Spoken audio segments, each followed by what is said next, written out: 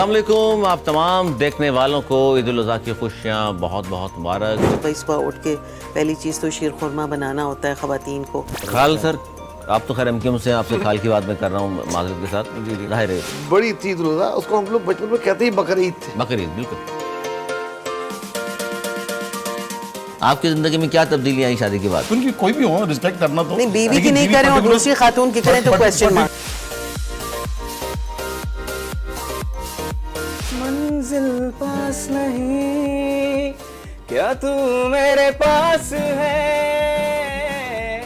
घर में जानवर अगर आया हुआ होता है तो कभी उसकी रस्सी टूट जाती है, कभी वो गोल घूम रहा होता है और हमें कुछ नहीं पता होता कि हमें कैसे हैंडल करना है। शहरी ख्वातीन जो है ना, वो अपने मर्दों को अच्छा हैंडल करती हैं। ये वैसे हैरत अंगेज़ बात है, ख़वातीन से बकरे हैंडल नहीं होते। जो कायद हैं इस वक्त, जो आपके चेयरमैन हैं इस वक्त, कायद का नाम लिया तो थोड़ा सा मुतग़य्यर चेहरा हुआ आपका, लेकिन बहरहाल देखिए ये मुनासिब नहीं कि आप भी शादीशुदा आदमी है तो वाकई डर लगता है, बीवियों से खौफजदा रहते हैं लोग।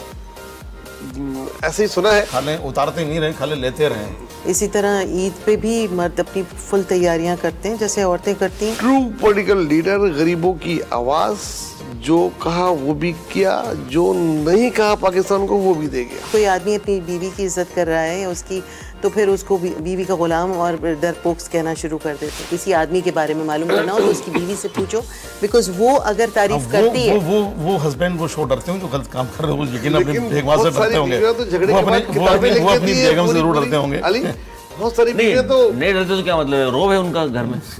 तुझे सपना भी रोज बुलाए, दुपट्टा मेरा मल मल जाए।